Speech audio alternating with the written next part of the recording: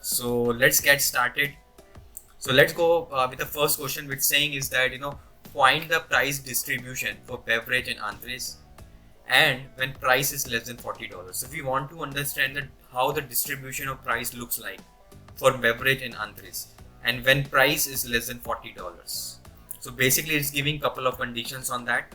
So before we start writing the filter conditions or any kind of expressions, let's import some of the visualization package, which is Seaborn,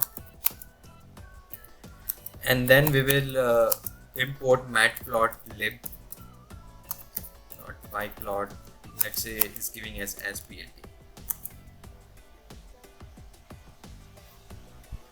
Now since the packages have been imported, now let's apply all the filter condition what it has given. So let's say I'm creating a new data frame, and first I'm passing department. So department is the column basically which stores all the categories like beverage, entrees, and so on.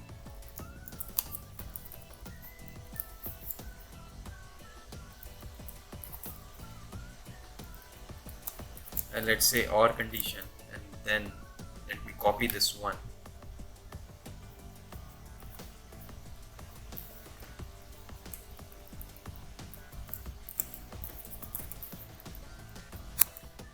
And then this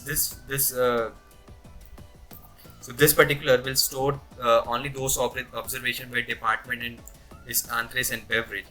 Now we will do further filter on that. Let's say we only want to keep where, let's say, price is greater than 0.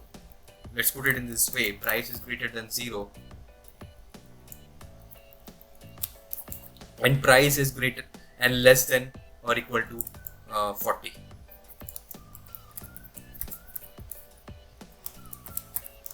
Less than equal to 40.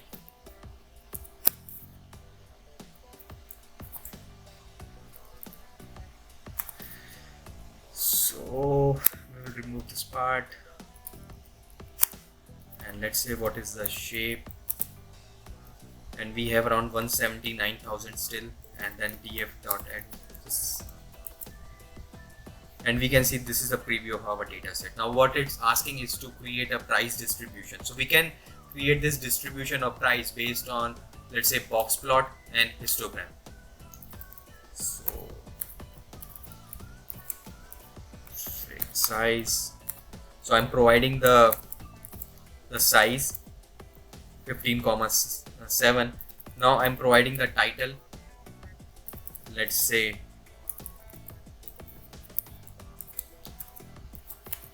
price, and let's say plot. The limit of my x-axis I'm giving, let's say 0,40, because on the bottom I'm plotting the price, and then on the y-axis I'm giving, let's say 125,000, let's say. And then let's plot it using histogram, and in the x-axis I'm passing price, and then data is equal to df1, and then let's say kde is equal to true. And let's add a department because we want to see the price distribution for entrees and beverages. So let's add a hue as department.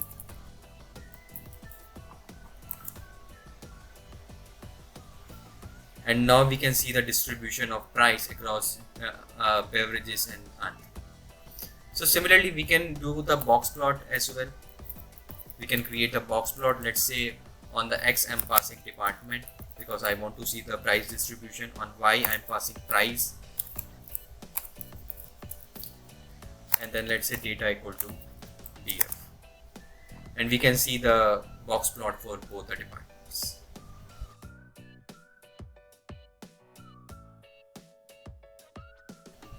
So this is how we can do the distribution, price distribution, or figure out the price distribution using histogram and the box plot. The second one is find the total count of transactions for each month. So we wanted to know, like, every month how many total amount of total count of transactions are happening. So we can use for that like count plot, which Seaborn has, and then we can pass on x-axis we want a month, and then data is equal to df1, and here we will get the total count of transactions for each one. We can see the March has the highest count of transaction, whereas December has the lowest.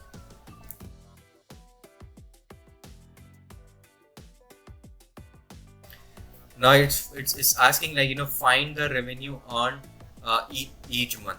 So the revenue for each month.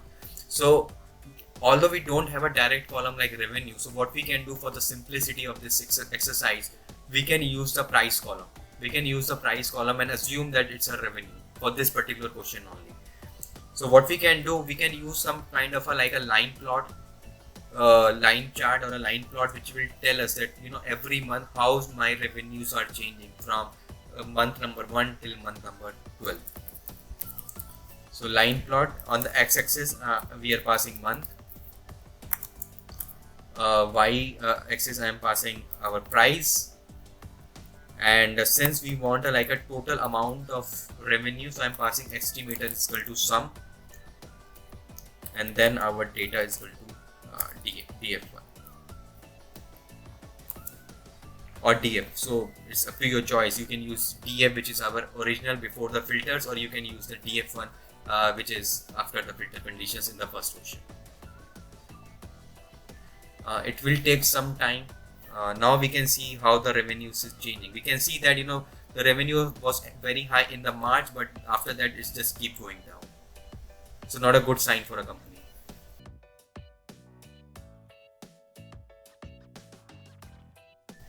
The next part is find the revenue distribution across different departments. So as we know that we have around 7 to 8 different departments like beverage and entree and so on. So what we want to know, how much is the revenue distribution across each departments? Like maybe beverage would have like 12% revenue, or maybe entree would have like 10%, maybe gift cards would have 5%. So we want to understand exactly how much is the revenue distribution. So for answering this question, we can use the pie chart.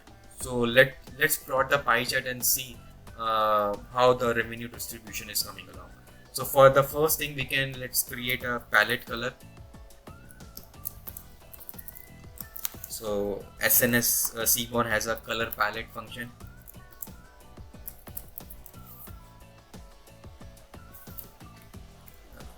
And then we can provide, let's say, something bright.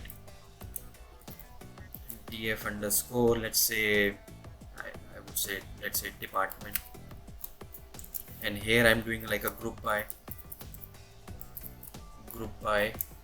because we want to understand at the department level, department dimensionality. So I'm passing the dimensionality as department. And for the revenue, as we discussed already, we will be taking the price column, and then we are finding, and then we can do dot reset underscore index dot head.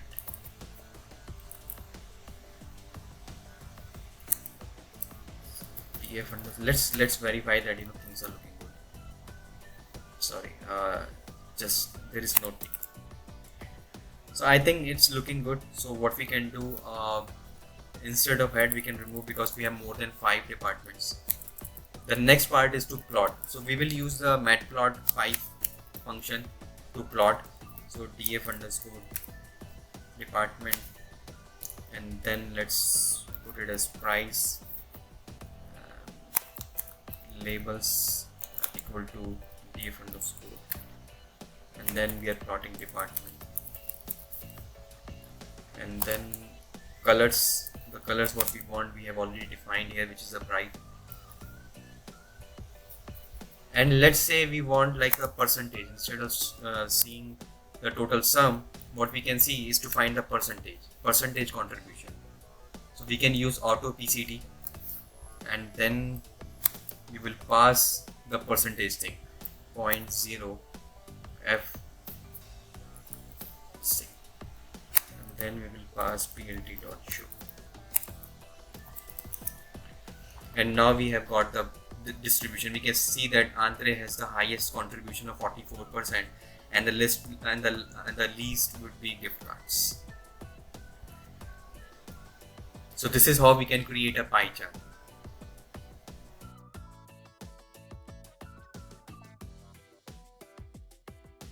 The next question is find the relationship between price, quantity, and total due.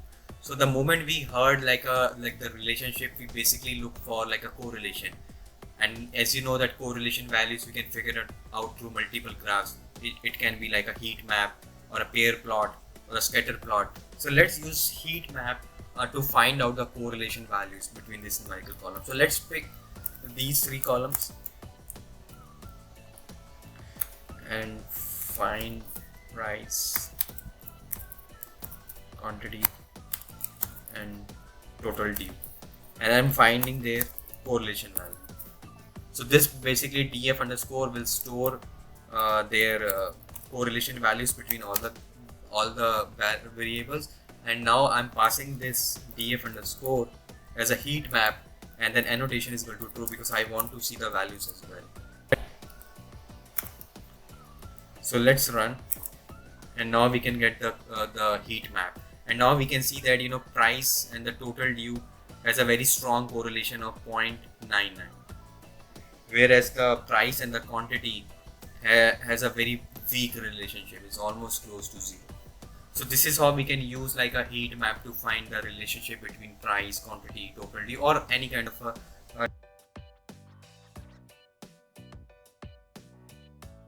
So in the next question is find the intersection point between price and quantity.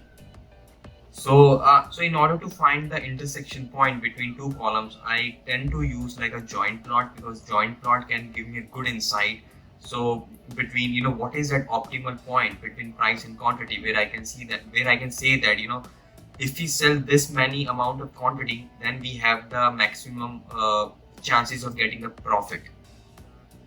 So that is like the optimal quantity. So if we sell like 50 every day, then there is a good chance that if we cut down the production cost or this cost or that particular cost, our final profit would be the highest. So let's plot this graph and see if we can find out something meaningful information. So the way I'm planning to use is the joint plot, and then in the x-axis I'll be putting quantity, and then in the y-axis I will be putting price, and of course data what I'm using is the df2 which we have created just above. Now when you see this graph, I'm pretty sure you would have understood that it's very difficult to find anything very concrete. I cannot see that where I can say that if the quantity is 20, then there is a good chance that we will get the best possible price or the maximum revenue. So this graph, to be honest, is not very helpful to understand any meaningful insight based on our data. We can see that when I'm plotting the quantity on the top, the distribution also doesn't look very helpful to understand. Maybe either we need to transform the price or quantity into some different scale, like for example logarithmic scale, and then plot and see if we can find something very useful or meaningful. But this is how we can use joint plot to understand some of the important insights. So based on this graph, I can say that hey, this is not very useful. So the way what we can do, either we can use some different graph, or we can convert this quantity into some logarithmic format or some different form where it can tell me is there any kind of intersection or optimal point is there between price and quantity.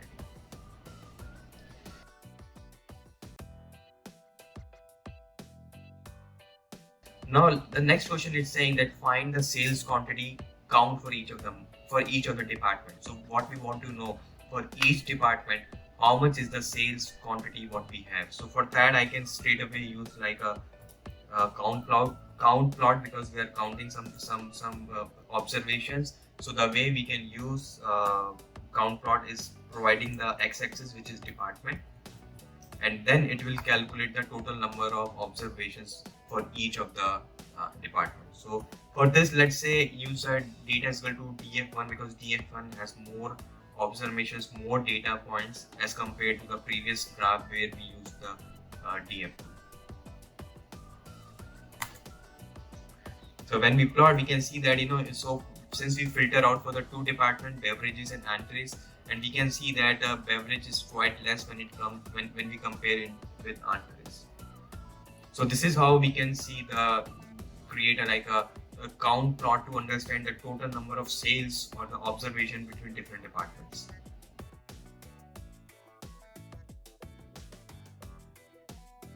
So the last part of this exercise is to question number 8, which is find the total due for each price flag. So as we know that we have created a column called price underscore flag, which has basically multiple categories like low, medium, high.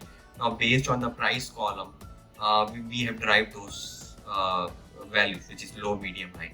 So what we wanted to understand is that for each of those three categories, which is low, medium, how much is the total due we have.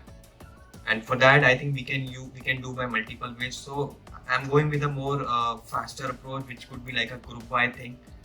df3 is equal to df dot group by, and then here I'm doing the group by based on the price underscore flag, and then obviously my column would be total due, and then I will go with the aggregation of sum because I'm summing up, and then reset the index. So let's print out and see what are the values we are getting, and we can see that in this data set of DM we have two categories, low and medium, and this is the amount of money due. So let's see how let's see the plot of this thing, and so let's try with cat plot as well. Let's say cat plot, and on the x-axis I'm plotting price underscore flag, and then on y-axis I'm passing total due. Data is equal to df3, and then kind is equal to bar. Let me remove this dot, and here we can see that about the total due for category low, price underscore flag. Now we can see that there are two categories, low and medium, and this is the amount of money which is due. Now the other way we can do, if you are planning to use the cat plot and you want that, hey, I don't want to use this step of group by, the way we can do is we can add this thing estimator. Estimator is equal to sum. So in that way also you can create those plot as well. So you will get the exact this output, but for some reason when I was running this command, it was running very slow. I don't know, maybe it can be due to my laptop performance or something. But you can try this command as well instead of going with this group by equation.